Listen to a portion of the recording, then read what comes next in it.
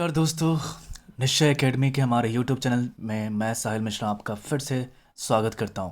दोस्तों आज का ये वीडियो हमारा है पार्ट 2 है, जो कि आधुनिक इतिहास का जो मैं सीरीज़ लेके चल रहा हूं 30 MCQ रोज़ का, उसका ये पार्ट 2 है। आप जैसे कि देख सकते हैं ये 31 से 60 क्वेश्चन हैं और ये 30 क्वेश्चन मिलेंगे आपको। और ये MPSI कांस्टेबल और SSC के लिए बहुत ही महत्वपूर्ण हो जाता है आपके लिए। अगर आपने दोस्तों हमारा पहला वीडियो नहीं देखा, इसका 1 से 30 तक का क्वेश्चन का नहीं देखा, तो उसका डिस्क्रिप्शन बॉक्स में लिंक डाल दूंगा, आप जहाँ पे जाके ये क्वेश्चंस पहला देख सकते हैं। तो मैं चाहता हूँ कि आप सीरीज़ वाइज जो है, टॉपिक वाइज हमने जैसे शुरू किया है वैसे ही आप तैयारी करें, वैसे ही आप क्वेश्चन देखें। और कल का जो कट ऑफ रखा था मैंने 30 में से 25 क्वेश्चंस का कट ऑफ रखा था, जी हाँ। और आज का क्वेश्चन का लेवल देखते हुए मैं आपको चैलेंज देता हूँ कि आप 30 में से अगर आप 20 क्वेश्चन सही करते हैं तो आपकी तैयारी अच्छी चल रही है। जिनका स्कोर 20 से नीचे है उनको थोड़ी सी पढ़ाई करने की ज़रूरत है। और मैं आपको बताऊंगा कि कौन सा बुक आप पढ़ सकते हैं, स्पेशली मॉडर्न हिस्ट्री के लिए आप उसे देख सकते हैं। तो दोस्तों अगर आप पहली बार हमारे चैनल पर नए आए हैं, पहली बार हमारा वीडियो देख रहे हैं, तो हमारा वीडियो देखें एंड चैनल को सब्सक्राइब कीजिएगा और बेल आइकन पे प्रेस कर दीजिएगा, क्योंकि ये सीरीज़ में आगे कंटिन्यू करने वाला हूँ, हर सब्जेक्ट का कंटिन्यू करने वाला हूँ, ताकि आपका जो आपकी जो तैयारी है वो सही से हो पाए और आपको उसका नोटिफिकेशन मिलता रहे। एंड अगर आप मुझे साहिल मिश्रा को फॉलो करना चाहते हैं तो मैंने अपना इंस्टाग्राम आईडी, फेसबुक, यूट्यूब का सबका लिंक दे रखा है, आप मुझे भी जाके फॉलो कर सकते हैं। अगर कोई आपका सवाल हो आप डायरेक्टली मुझे इंस्टाग्राम पे पूछ सकते हैं या ट्विटर के जरिए आप हमसे कम्युनिकेट कर सकते हैं। तो दोस्तों जो हमारा आज का पहला प्रश्न है उसे शुरू करूँगा। और पहला प्रश्न है 31 नंबर की, विलियम हॉकिंस के संबंध में अधोलिखित कथनों में से कौन सत्य नहीं है। जी हाँ, वो कौन सा जो पार्ट है वो सत्य नहीं है आपको बताना है, ये देखना है सत्य नहीं है।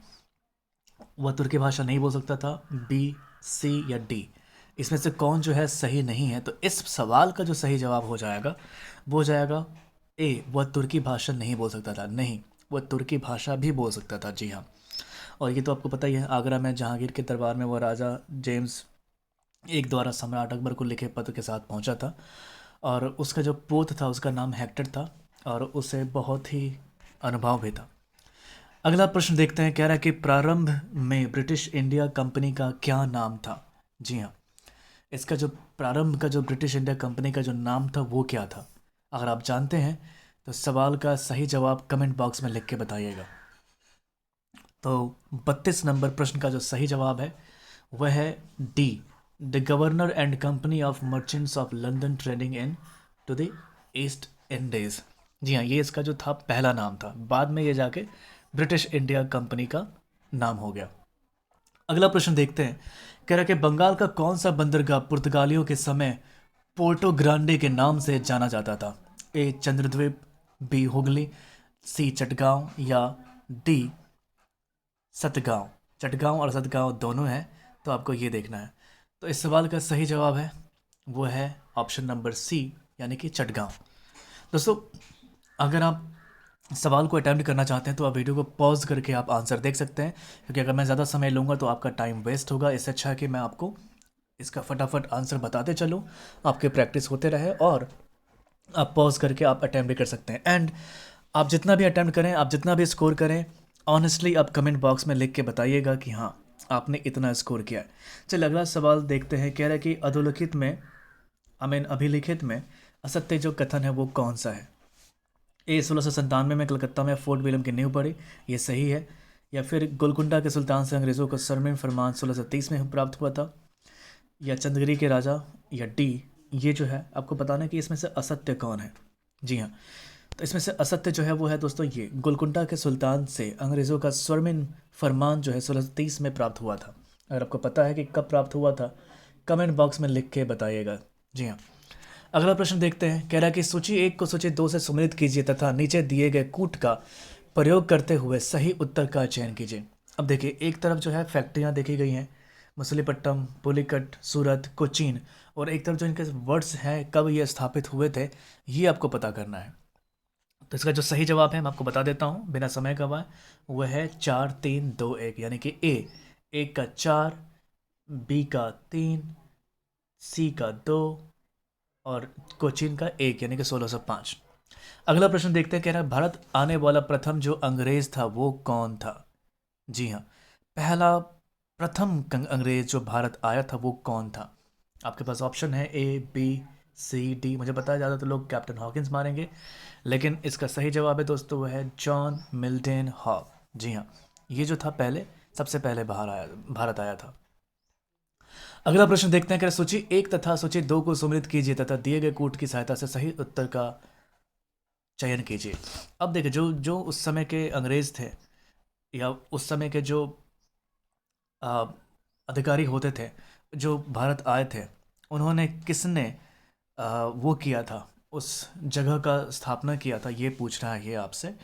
तो इसका सही जवाब हो जाएगा दोस्तों ऑप्शन नंबर ए, यानी कि 4, 2, 3, 1, यानी कि 1 का 4 जॉब चार्नक ने कोलकाता का स्थापना किया था, और बी का 3 पांडिचेरी का प्रथम फ्रांसीसी गवर्नर, आप देख सकते हैं ये कौन था, ये पूछ रहा है। सी का 2 बम्बई का संस्थापक, और डी कैरोल्ड आंगियार मद्रास का संस्थापक। अगला प्रश्न देखते हैं कि भारत अंग्रेजों के भारत आने का उद्देश्य क्या था? व्यापार था या क्या था? धार्मिक प्रचार था या तकनीकी प्रचार था, या डी अपनी श्रेष्ठता का साबित करना? तो ऑफ कोर्स ये बहुत ही आसान सवाल है दोस्तों। आपको पता है कि वो ट्रेड करने आए थे पहले, उनका मकसद ये नहीं था कि वो आके देश पर राज करे, लेकिन हालात ऐसे बने कि उन्होंने राज करना शुरू कर दिया। तो प्रश्न नंबर 39 देखते हैं कि भारत में पुर्तगालियों के संबंध में अरब व्यापारियों की क्या प्रतिक्रिया थी? जी हाँ, प्रतिक्रिया जो थी वो क्या थी? ये कह रहा है कि उन्होंने पुर्तगालियों के भारत आगमन का स्वागत किया। जी हाँ, तो जो अरब व्यापारी थे उन्होंने पुर्तगालियों का जो था वो स्वागत किया था उस समय। इसका सही जवाब हो जाएगा ए। प्रश्न नंबर 40 देखते हैं, कह रहा है अभिलेखित में कौन सुमेलित नहीं है? आपको बताना है कि ये जो है सुमेलित जो है वो नहीं है, इसका कौन सा जवाब है सही हो जाएगा, यानी कि सुमेलित नहीं है। कर्नाटक का प्रथम युद्ध 1746 और 1748 में हुआ था। बी कर्नाटक का द्वितीय युद्ध, जी हाँ, 1749 और 1754 तक लड़ा गया था। कर्नाटक का तृतीय युद्ध जो था वो 1756 से लेकर 1763 तक था। और डी जो है पेरिस की संधि 1765 में हुई थी। जी नहीं, पेरिस की संधि आपको तो 1765 में नहीं हुई थी। मैं ये कमेंट बॉक्स में आपको कहता हूँ कि बताइए कि पेरिस की संधि जो हुई थी वो कब हुई थी। 41 नंबर क्वेश्चन देखते हैं कि द्वितीय पुर्तगाली व्यापारिक अभियान के नेता का नाम क्या था? जी हाँ, वो कौन था जो कि द्वितीय व्यापारिक अभियान जो नेता था वो कौन था? इसका सही जवाब हो जाएगा आपको दोस्तों अल्वारेज केबल। ये जो था, जो द्वितीय पुर्तगाली अभियान जो चला था इंडिया की तरफ, उसका जो नेता था वो था अल्वारेज केबल। प्रश्न नंबर 42 कह रहा है पुर्तगालियों ने कब क्रमशः गोवा जीता और हरमूज खो दिया? यानी कि जो हरमूज था वो खो दिया और गोवा था वो जीत गया। तो इस सवाल का सही दोस्तों जवाब जो हो जाएगा वो हो जाएगा ऑप्शन नंबर ए, 1505 ईस्वी में और 1598 ईस्वी में, यानी कि 1505 ईस्वी में उन्होंने गोवा जीता और 1598 ईस्वी में हरमुज खो दिया। प्रश्न नंबर 43 नंबर क्वेश्चन कह रहा है कि सूची 1 और सूची 2 को सम्मिलित कीजिए तथा दिए गए कूट की सहायता से सही उत्तर बताइए। फिर से ऐसा सूची वाला प्रश्न आपको देखते होंगे आप, ऐसा क्वेश्चन आते रहता है कि आप एक तरह है जॉन मिल्टन हॉल, आप नाम देख सकते हैं, ये कौन कौन थे और इनकी क्या भागीदारी रही है हमारे देश में, ये आपको पूछ रहा है। तो इसका सही जवाब जो दोस्तों जो जवाब हो जाएगा वो हो जाएगा ऑप्शन नंबर ए, यानी कि 1, 3, 2, 4। एक का हो जाएगा 3, जॉन मिल्टन हॉल भारत आने वाला प्रथम ब्रिटिश नागरिक था, जैसे आपको बताया था मैंने प्रीवियस क्वेश्चन में। उसके बाद सॉरी, ये एक हो जाएगा, और बी का जो है वो 3 हो जाएगा। माफ़ कीजिएगा दोस्तों, मैं थोड़ा सा कंफ्यूज हूँ। एक का जो हो जाएगा आपका 1, बी का जो हो जाएगा आपको 3, और सी का जो हो जाएगा 2, और डी का जो हो जाएगा आपको अकबर के दरबार में पहुंचने वाला प्रथम। प्रश्न नंबर 44 देखते हैं, कह रहा है कि अधोलेखित को सम्मिलित कीजिए। 44 नंबर क्वेश्चन कह रहा है कि आपको इसमें भी सम्मिलित करना है, उसका कौन सा जवाब है जो आपको देखना है। इसका जो सही जवाब दोस्तों हो जाएगा, आप देख सकते हैं Edward Stephenson, Alfonso de Albuquerque, Hector Francisco de, ये कौन थे और इनका क्या भागीदारी रहा था? तो इसका सही जवाब दोस्तों हो जाएगा वो हो जाएगा हमारा ऑप्शन नंबर ए, यानी कि 1, 2, 3, 4। प्रश्न नंबर 45 कह रहा है कि अधोलिखित को सम्मिलित कीजिए। ये भी सम्मिलित वाला क्वेश्चन है, बहुत से मिलने वाले क्वेश्चन हमने डाला है आज के डेट में, इसीलिए आपको मैंने जो इसका कट ऑफ है 20 दिया था आज का। जी हाँ, तो इसका तरफ अब देख सकते हैं, ये वास्को डिगामा दे रखा है, कोलंबस स्पेन, ये भी थोड़ा सा आसान है। अब थोड़ा सा ट्रिक अपनाएंगे तो आपको पता चल जाएगा। तो इसका सही जवाब दोस्तों हो जाएगा, वो हो जाएगा ए, यानी कि 2 1 3 4। अगला प्रश्न देखते हैं, कह रहा है कि मध्यकाल में सर्वप्रथम भारत से व्यापार संबंधित संबंध स्थापित करने वाले कौन थे? वो डच थे या पुर्तगाली थे या अंग्रेज थे या फ्रांसीसी थे? कौन थे?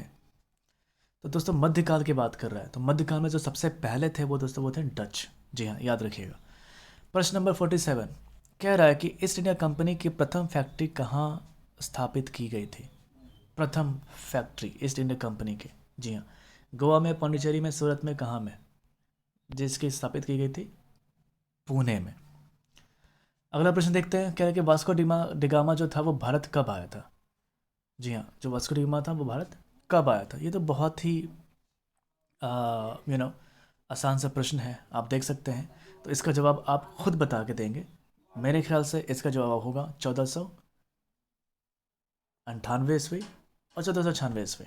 अब बताइएगा कि मैंने 2 ऑप्शन चिल्ले कर रखे हैं, इसमें से कौन सा है वो जो सही होगा, 1498 ईस्वी या 1496 ईस्वी।